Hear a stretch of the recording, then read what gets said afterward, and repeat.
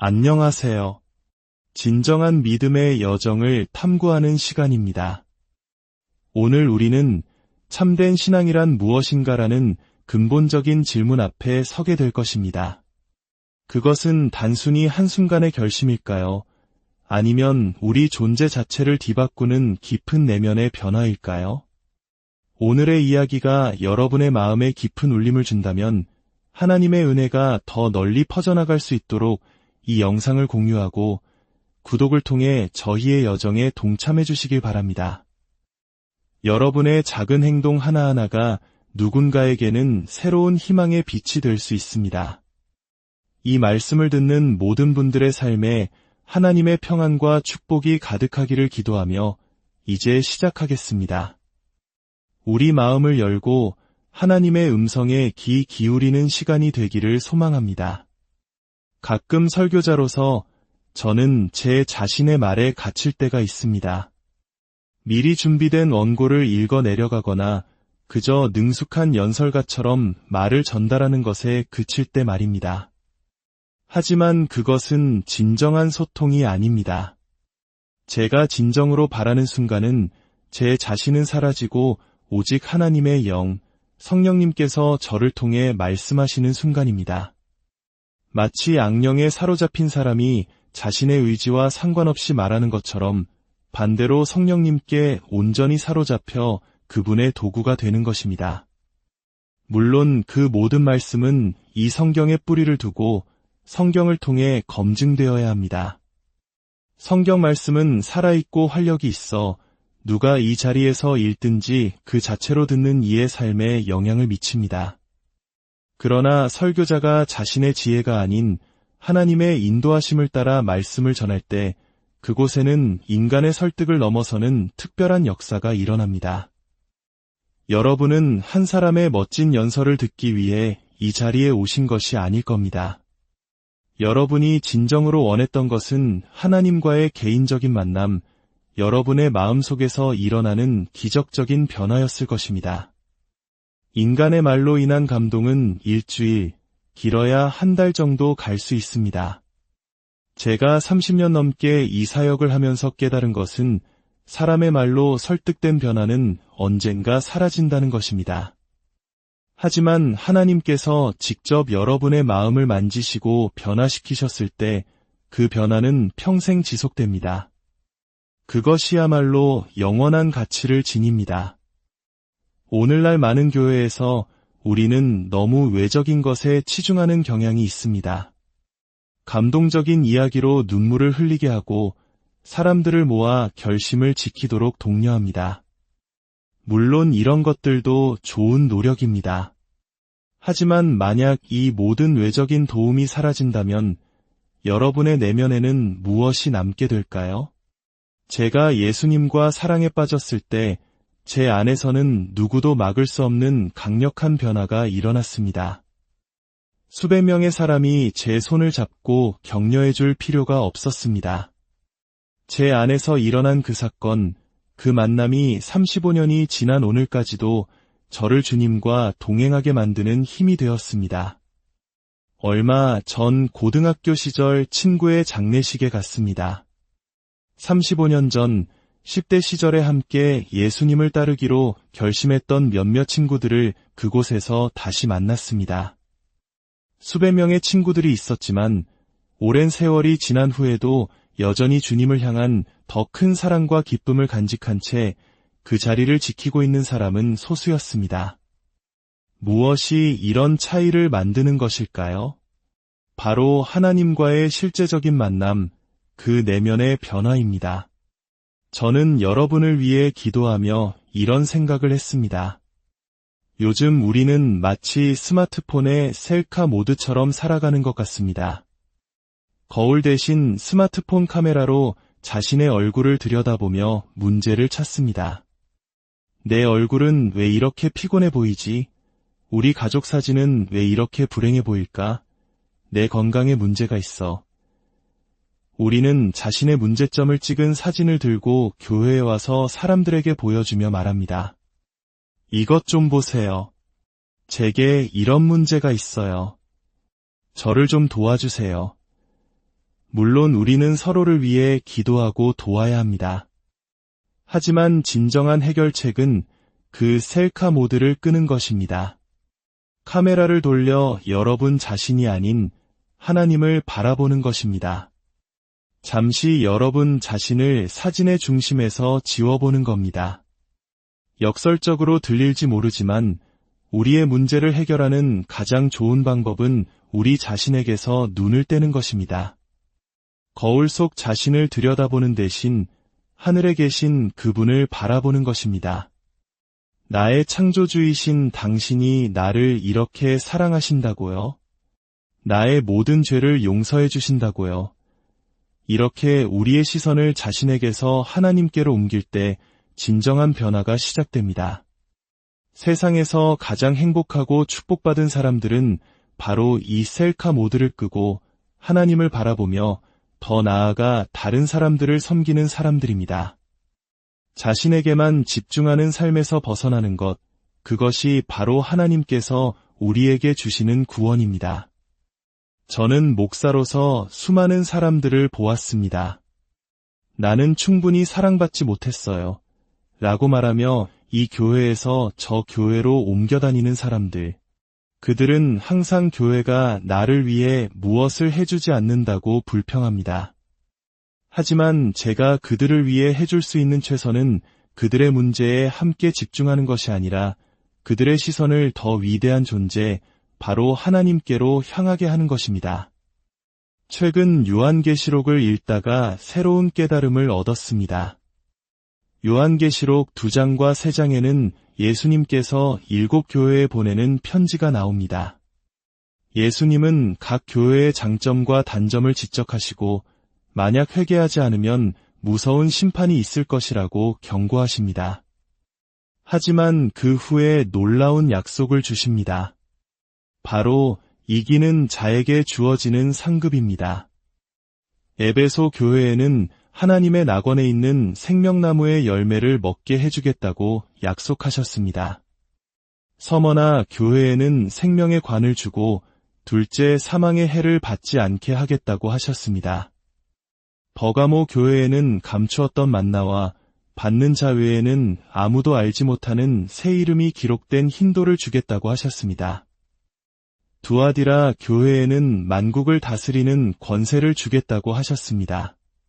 사대 교회에는 흰옷을 입고 생명책에서 그 이름이 결코 지워지지 않으며 아버지와 천사들 앞에서 그 이름을 시인하리라 약속하셨습니다. 빌라델비아 교회에는 하나님의 성전의 기둥이 되게 하고 그 위에 하나님의 이름과 새 예루살렘의 이름을 기록해 주겠다고 하셨습니다. 그리고 라오디게아 교회에는 이기는 자는 예수님께서 이기시고 아버지 보좌에 함께 앉은 것과 같이 그분과 함께 보좌에 앉게 해주시겠다고 약속하셨습니다. 솔직히 고백하자면 저는 이 약속들에 대해 깊이 생각해 본 적이 별로 없었습니다. 감추었던 만나나 흰돌이 나를 그다지 흥분시키지 않았기 때문입니다. 하지만 잠시 상상해 보십시오. 온 우주의 창조주, 우리가 그 앞에 서면 압도되어 쓰러질 수밖에 없는 그 거룩하고 영광스러운 분께서 여러분에게 다가와 말씀하시는 겁니다. 내가 너를 위해 특별한 선물을 준비했다. 그리고 그분이 여러분의 손에 그 흰 돌을 쥐어주십니다. 그 돌에 새겨진 이름은 오직 당신과 그분만이 아는 비밀스러운 이름입니다. 얼마나 영광스러운 순간일까요? 더 나아가 수억의 천사들이 경배하고 있는 그 영광의 보좌에 앉아 계신 하나님께서 여러분을 보시며 말씀하십니다. 이리 와서 나와 함께 이 보좌에 앉자 상상이나 할 수 있겠습니까? 이 영원한 가치를 깨닫게 될 때 세상의 것들은 하찮아 보이기 시작합니다. 이것이 바로 오늘 제가 나누고 싶은 너그러움의 본질입니다. 너그러움, 즉 관용은 하나님의 가치를 깨달은 자에게서 자연스럽게 흘러나오는 열매와 같습니다. 영원히 주님과 함께 보좌에 앉고 그분이 친히 나를 위해 준비하신 선물을 받게 될 것이라는 사실을 깨달을 때 이 땅의 돈이나 집, 자동차가 무슨 의미가 있겠습니까? 그런 것들은 더 이상 중요하지 않습니다. 오히려 그것들을 사용하여 다른 사람들도 이 영원한 가치를 발견하도록 돕고 싶어집니다. 요한일서 3장은 이렇게 말씀합니다. 그 안에 거하는 자마다 죄를 짓지 아니하나니 죄를 짓는 자마다 그를 보지도 못하였고 그를 알지도 못하였느니라. 죄를 짓는 자는 마귀에게 속하나니 하나님의 아들이 나타나신 것은 마귀의 일을 멸하려 하심이라. 하나님께로부터 난 자마다 죄를 짓지 아니하나니 이는 하나님의 씨가 그의 속에 거함이요 그도 죄를 지을 수 없는 것은 하나님께로부터 났음이라. 이 말씀은 충격적입니다. 만약 당신이 계속해서 죄 가운데 머물러 있다면 성경은 당신이 아직 하나님을 제대로 보거나 알지 못한다고 말합니다. 왜냐하면 하나님의 자녀, 즉 하나님의 씨앗이 그 안에 있는 사람은 계속해서 죄를 지을 수 없기 때문입니다. 이것은 마치 DNA가 바뀌는 것과 같습니다. 성령님께서 우리 안에 들어오시면 우리의 본성이 변합니다. 예전에는 아무렇지 않게 즐기던 죄들이 이제는 불편하게 느껴집니다. 여전히 유혹은 있지만 그 길로 가려고 할 때마다 내면에서 이건 아니야라는 강한 저항을 느끼게 됩니다. 왜냐하면 예수님의 DNA가 우리 안에 있기 때문입니다. 이것이 너그러움과 어떻게 연결될까요? 요한일서는 계속해서 말합니다. 누가 이 세상의 재물을 가지고 형제의 궁핍함을 보고도 도와줄 마음을 닫으면 하나님의 사랑이 어찌 그 속에 거하겠느냐. 만약 예수님의 DNA가 우리 안에 있다면 우리는 자연스럽게 예수님을 닮아갑니다. 어려움에 처한 형제를 보고도 아무것도 느끼지 못하고 그냥 지나친다면 과연 우리 안에 하나님의 사랑이 있다고 말할 수 있을까요? 그것은 어쩌면 우리가 여전히 셀카 모드에 갇혀 있다는 신호일 수 있습니다. 아직 하나님을 제대로 만나지 못했다는 증거일 수 있습니다. 제게는 7명의 자녀가 있습니다. 둘째 딸이 태어났을 때 저는 문자 그대로 경악했습니다. 아기의 얼굴이 저와 너무나도 똑같았기 때문입니다. 저는 속으로 안 돼 라고 외쳤습니다.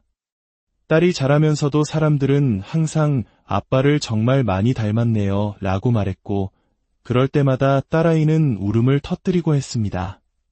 저는 딸을 위로하며 말해주어야 했습니다. 괜찮아, 아빠의 씨앗이 내 안에 있단다. 무슨 수를 써도 제 딸에게는 저의 모습이 드러날 수밖에 없습니다. 저의 DNA가 그 아이 안에 있기 때문입니다. 이와 마찬가지로 만약 여러분의 직장이나 학교에서 누군가 이 중에 예수님을 믿는 사람이 있습니까? 라고 묻는다면 사람들이 주저없이 당신을 가리킬 수 있어야 합니다. 분명 저 사람일 거예요. 저 사람은 자기 자신보다 다른 사람을 먼저 생각해요. 마치 예수님처럼요. 주는 것을 자연스럽게 여기고 희생하는 모습에서 예수님의 DNA가 보여요. 고린도후서 8장에는 마게도냐 교회들의 이야기가 나옵니다. 그들은 극심한 가난과 환난 가운데 있었습니다. 하지만 놀랍게도 그들은 넘치는 기쁨으로 풍성한 연보를 드렸습니다. 심지어 사도 바울에게 자신들도 성도들을 돕는 일에 참여하게 해달라고 간절히 간청했습니다. 바울은 이 놀라운 모습을 칭찬하며 이렇게 말합니다. 나는 하나님께서 마게도냐 교회들에게 주신 은혜에 대해 여러분에게 알리고자 합니다. 그들의 너그러움은 그들 자신에게서 나온 것이 아니었습니다. 그것은 하나님께서 주신 은혜, 즉 선물이었습니다. 하나님께서 그들에게 관대한 마음을 주신 것입니다. 흙수저보다 못한 가난 속에서도 가장 기쁨이 넘치고 자발적으로 다른 사람을 돕기 위해 간청하는 모습. 이것이 바로 그들 안에 살아계신 하나님의 영, 그분의 DNA가 만들어낸 기적이었습니다. 여러분, 이기적인 사람은 불행합니다. 그러나 화를 내는 너그러운 사람을 본 적이 있습니까? 거의 없을 것입니다. 예수님께서 주는 것이 받는 것보다 복이 있다고 말씀하신 이유가 바로 이것입니다.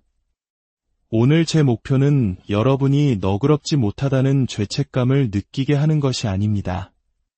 오히려 마게도냐 교회들처럼 아무것도 없어도 기쁨으로 나누는 삶을 부러워하게 만드는 것입니다. 나도 저렇게 살고 싶다. 왜 나는 항상 내 것만 생각하며 불행하게 살까?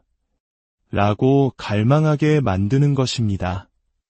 그 해답은 예수 그리스도 안에 있습니다. 그분의 씨앗이 여러분 안에 들어올 때 초자연적인 변화가 일어납니다. 시선이 나 자신에게서 하나님께로 그리고 이웃에게로 향하게 됩니다. 마지막으로 이 비유를 나누고 싶습니다. 만약 거대한 수영장에 수만 명의 사람들이 모두 구명조끼를 입고 떠 있다고 상상해 보십시오. 겉으로 봐서는 누가 수영을 할 줄 아는지 알 수 없습니다. 오늘날 교회 안에도 이런 사람들이 많습니다. 기독교 가정, 기독교 학교, 좋은 신앙 공동체라는 구명조끼 덕분에 간신히 물에 떠 있는 사람들. 하지만 그 구명조끼를 벗어버린다면 과연 스스로 헤엄칠 수 있을까요? 여러분 안에 정말로 하나님의 영이 살아계십니까? 혼자 있을 때에도 아빠, 아버지라 부르며 하나님을 갈망하는 마음이 있습니까? 아니면 예배당의 분위기, 좋아하는 찬양, 주변 사람들의 격려가 있어야만 겨우 신앙을 유지하고 있습니까? 성경은 씨앗이 돌밭에 떨어지는 비유를 말씀합니다. 뿌리가 깊지 않아 싹은 금방 돋지만 햇볕이 내리쬐면 곧 말라버립니다. 믿음이 그 사람 안에 깊이 뿌리내리지 못하고 피상적으로만 존재했기 때문입니다. 그러나 좋은 땅에 떨어진 씨앗은 30배, 60배, 100배의 열매를 맺습니다. 저는 여러분이 오늘 피상적인 믿음을 넘어 하나님의 씨앗이 깊이 뿌리내리는 경험을 하길 간절히 기도합니다. 십자가의 의미를 다시 한번 생각해 보십시오. 하나님은 우리의 더러움과 죄를 아십니다. 하지만 그럼에도 불구하고 우리를 사랑하셔서 죄 없으신 아들 예수님을 우리 대신 십자가에 내어주셨습니다. 예수님께서 우리의 죄가 되심으로 우리가 그분 안에서 하나님의 의가 되게 하려 하심입니다. 이것이 복음의 시작입니다. 나의 모든 과거가 깨끗하게 씻겨지고 하나님께서 나를 당신의 아들처럼 보시며 그분의 영, 그분의 DNA를 내 안에 심어주신다는 약속. 그래서 사람들이 나를 통해 살아계신 예수님을 보게 된다는 약속. 여러분도 이것을 원하지 않으십니까? 나는 죽고 내 안에 예수님께서 사시는 삶. 더 이상 나 자신을 들여다보는 피곤한 삶이 아니라 영원토록 하나님을 바라보는 기쁨의 삶. 그 놀라운 삶으로의 초대가 바로 지금 여러분 앞에 있습니다. 이것은 값없이 주어지는 선물입니다. 오늘 이 자리는 무언가를 빼앗기 위함이 아니라 제가 가진 이 기쁨을 여러분에게 나누어 주기 위함입니다. 당신이 이 기쁨을 소유할 때 세상의 것들은 더 이상 중요하지 않게 될 것입니다. 너그러움과 사랑은 그 놀라운 변화의 자연스러운 결과가 될 것입니다. 주 예수 그리스도의 은혜가 이 말씀을 듣는 모든 분들과 함께하기를 축원합니다. 자신을 바라보는 삶이 아닌 주님을 바라봄으로 오는 참된 기쁨과 평안이 여러분의 삶에 강물처럼